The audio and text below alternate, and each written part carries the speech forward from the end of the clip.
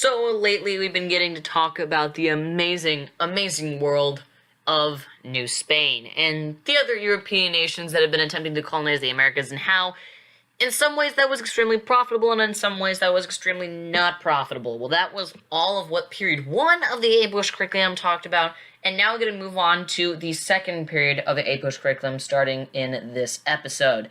Because if you recall, APUSH has 9 different time periods, and these episodes are arranged into those different time periods. So in episode, today is the 5th episode. In the 5th episode, we get to go ahead and take a look at period 2. And I like to kind of ease things in, and so in order for our first episode of period 2 to get started really effectively, why not go ahead and take a look at the overview of period 2. So in this episode, sit back and relax, because there really isn't going to be a whole lot of amazing and interesting content that you should be worried about, because really what we're going to be looking at is period 2 in general, the general, very broad terms that you're going to see coming up in this time period. So without further ado, let's jump right into the episode.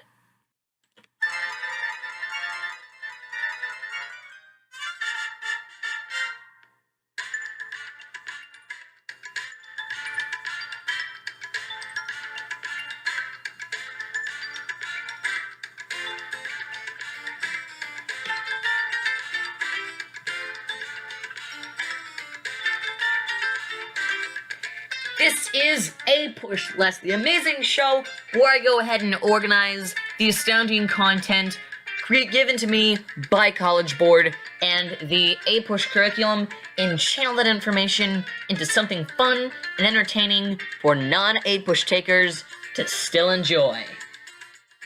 That's right. There's no homework. There's no textbook readings. There's no writing. There's no tests. And thankfully, there's no primary source documents. The APUSH class, where you don't have to work. All you gotta do is have a passion for history and let me do the talking. I'm your fellow student and host, Trevor Bushnell.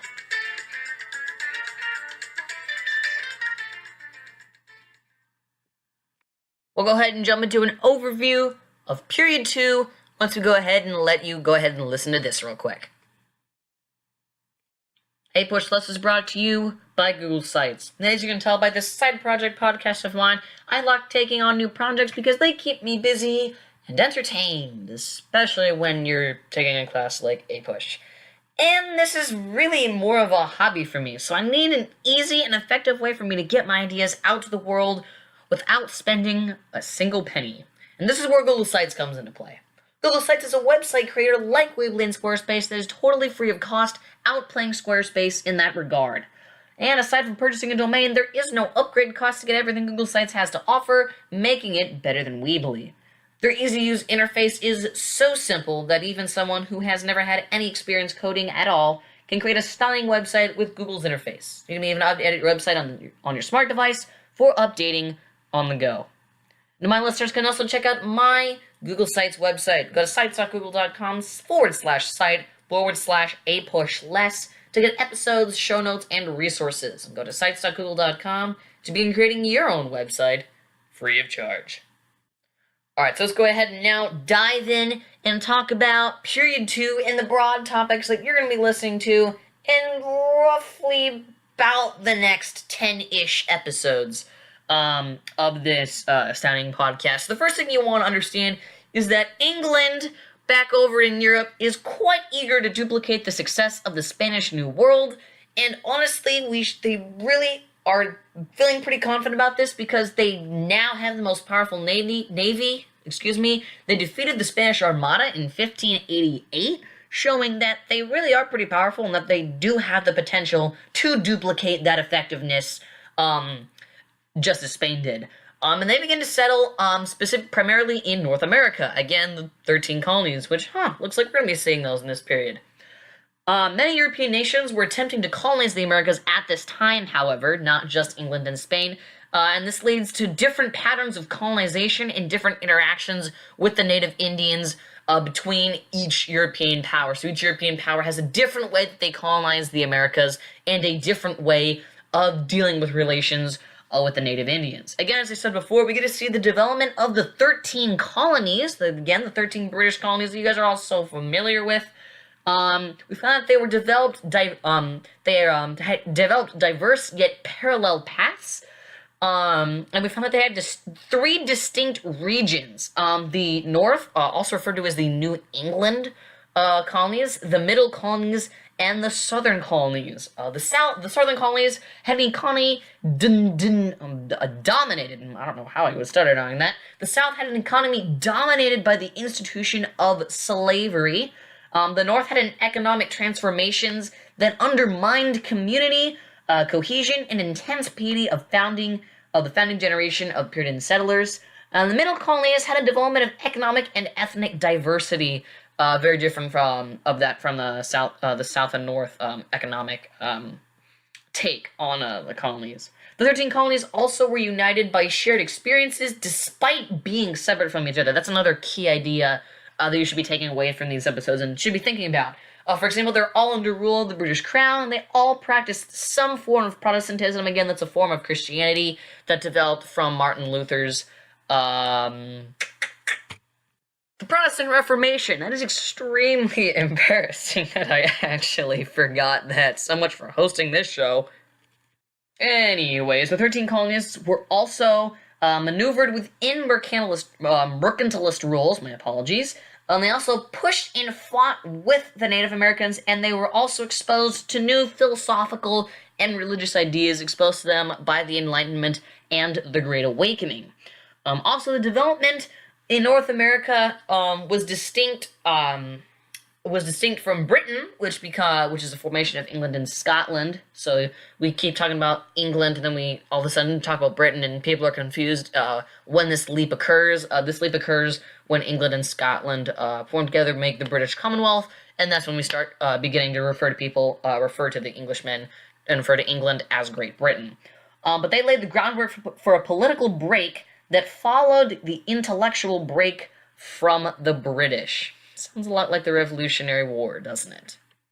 So that was your overview of Period 2 on the broad terms that we'll be going ahead and talking about, and I lied. We're actually going to be starting a little bit of information that I think you guys should start paying attention to right now. We're not going to dive into too much information, but we are going to be taking a look at, as I talked about, some of the different forms of colonization that each of the different European powers did, but we're only going to be focusing on Spain. We'll talk about that right after this. Support for APUSHLESS comes from SoundCloud. SoundCloud is the best way to find all the music you like for free. You can search for certain artists you like, or if you're just interested in listening to a certain track, like the Super Mario Bros. Theme or Face and Ferb title song, you can just search for that too. On top of that, if you enjoy creating music as a hobby, you can create a SoundCloud account and upload all music that you create for others to listen to. You can also design the space where people listen to your tracks by changing your profile picture, giving a short sense about what you do, or giving a web link to where people can find out more about you. And now, my listeners can get episodes of this show off of SoundCloud for streaming. Go to www.soundcloud.com/APUSHLESS. That is all lowercase. And to begin searching for music and uploading your amazing music for free of cost, make sure that you head over to www.soundcloud.com. Let's go ahead and take a look at an overview of all the various patterns of colonization going on. So in the 17th century, there were several European empires that were competing for control over North America, and they had various political goals. Some of them sought to exert control over different parts of North America. Others established distinct patterns of settlement and colonization. They were all shaped by environmental factors and competition for resources, specifically between the Europeans and the Indians. Now, the Spanish, Dutch, French, and British developed various patterns of colonization in the New World, and these patterns reflected different economic and social goals, cultural assumptions, and traditions and folkways of the major powers. So let's go ahead and jump in right now and take a look at specifically Spain's New World colonies. We talked about them a lot in Period 1. We're going to focus this next about 2 to 3 minutes specifically on them, and then we get to actually move on to hopefully some quote-unquote American history.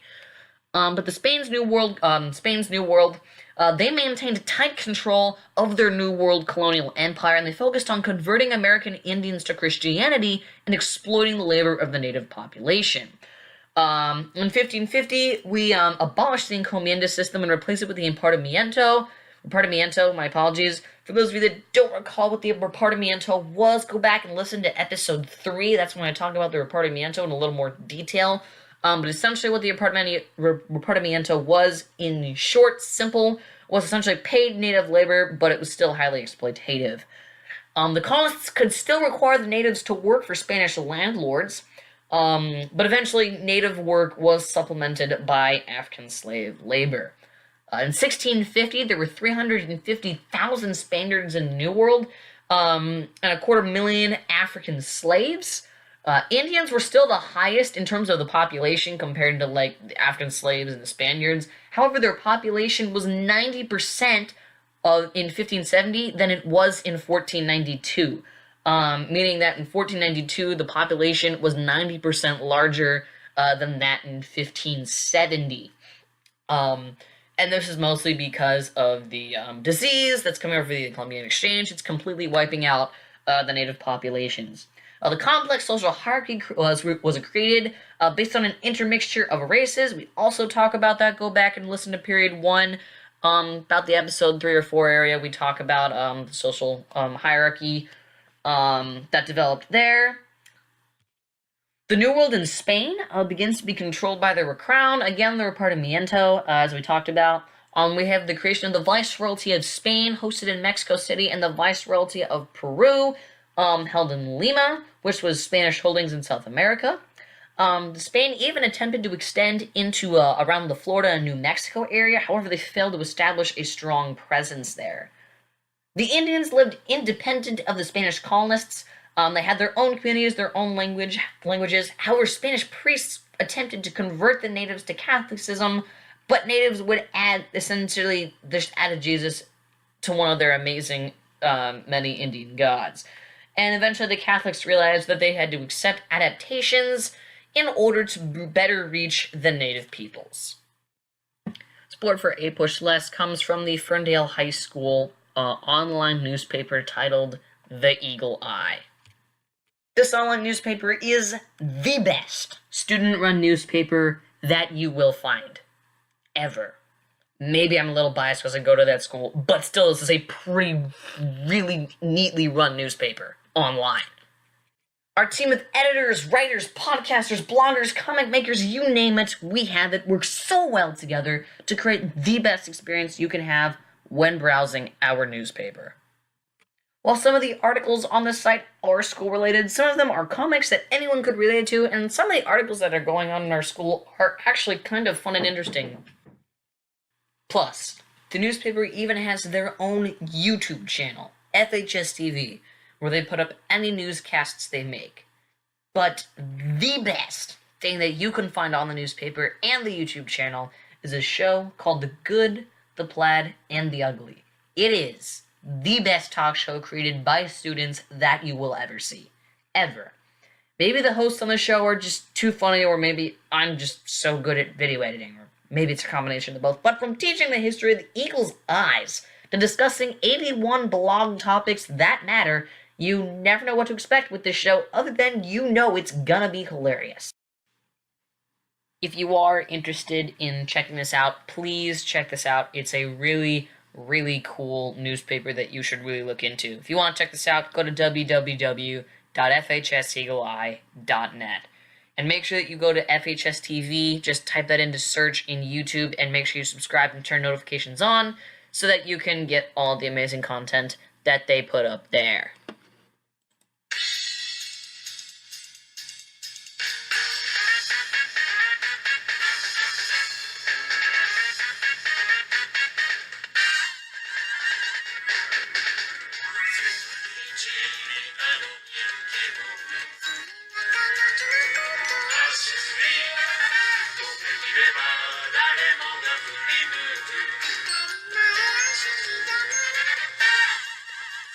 APUSHLESS is brought to you by SoundCloud, Google Sites, the FHS Eagle Eye, and all of that amazing jazz that you can check out. The producers on this show this week were me, Trevor Bushnell, and I got the amazing music from Nintendo's Super Smash Bros. For Nintendo 3DS and Wii U original soundtrack. I mean, some of you I know don't like video games, but you gotta admit, they actually put together some pretty sick tracks.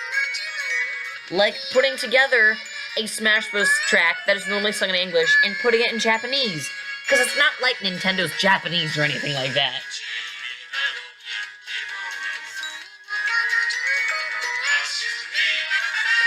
To find the show notes for this episode as well as any other amazing resources to help you learn about the history of the United States, go to sites.google.com/site/APUSHLESS. You can find all of the episodes of APUSHLESS on SoundCloud with the newest episodes on top and the oldest episodes on the bottom. Check it out at www.soundcloud.com/APUSHLESS. Speaking of SoundCloud, I have been considering maybe putting up bonus episodes for the show, kind of related to maybe bringing in former APUSH students or bringing in my APUSH classmates to kind of talk about some topics further. If that sounds like something you're interested in, make sure you go over to SoundCloud and start following APUSHLESS to know that you actually are excited about this show and you will support us in an idea like that.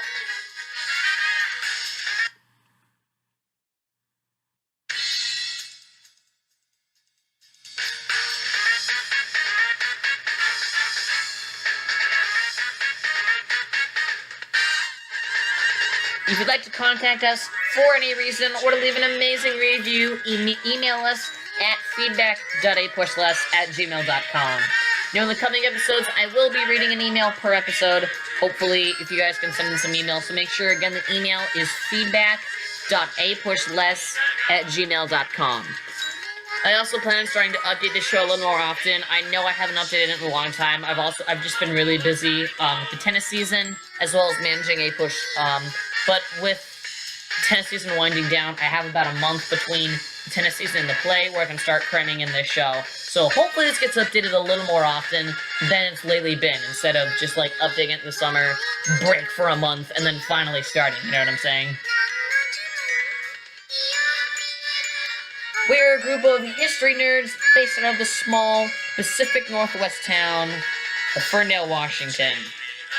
You know, I keep saying that, but I mean, you guys don't know where that is. Maybe you guys have probably heard of Bellingham, Washington. So they have Bellingham, Washington, but a town north. There, now you know a little bit more, like, you probably have a better idea of where exactly we are.